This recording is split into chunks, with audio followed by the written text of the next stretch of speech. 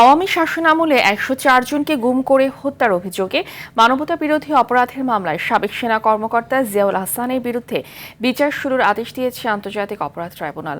Chief prosecutor জানান, গুমকে কালচারে পরিণত করেছিল সাবেক এই র্যাব কর্মকর্তা, যার তথ্য উপাত্ত ট্রাইব্যুনালের হাতে রয়েছে।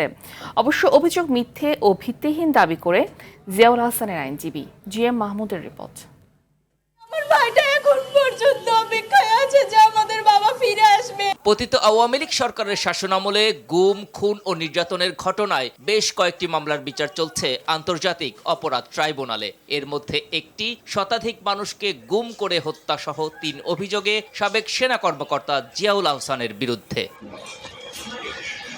মামলার অভিযোগ তদন্ত ও শুনানির পর বুধবার আনুষ্ঠানিক বিচার শুরুর আদেশ দিয়েছে বিচারপতি গোলাম মর্তুজা মজুমদারের নেতৃত্বাধীন ট্রাইব্যুনাল ১। এ প্রসঙ্গে চিফ প্রসিকিউটর বলেন, দেশে গুম, খুন ও দমন পীড়নের মাস্টারমাইন্ড ছিলেন জিয়াউল আহসান।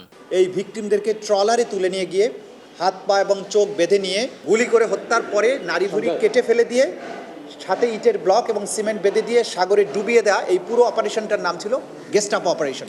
এরকম শত শত অপারেশন এই আসামি করেছেন। তবে এসব অভিযোগ অস্বীকার করেন জিয়াউল আহসানের আইনজীবী। উনি যদি দোষী হতেন, ওনার যদি গিলটি থাকতো ওনার মনে, তাহলে উনি পালিয়ে যেতেন। প্রসিকিউশন যে ডকুমেন্টস দিয়েছে সেই ডকুমেন্টস দিয়ে আমি প্রমাণ করে দিব যেগুলো মিথ্যা। মামলার সূচনা বক্তব্য উপস্থাপন ও সাক্ষ্য গ্রহণ শুরু হবে ৮ ফেব্রুয়ারি।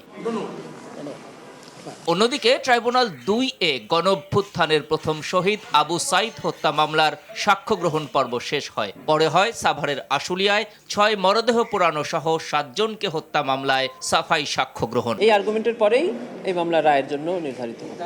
GM Mahmud, RTV, Dhaka.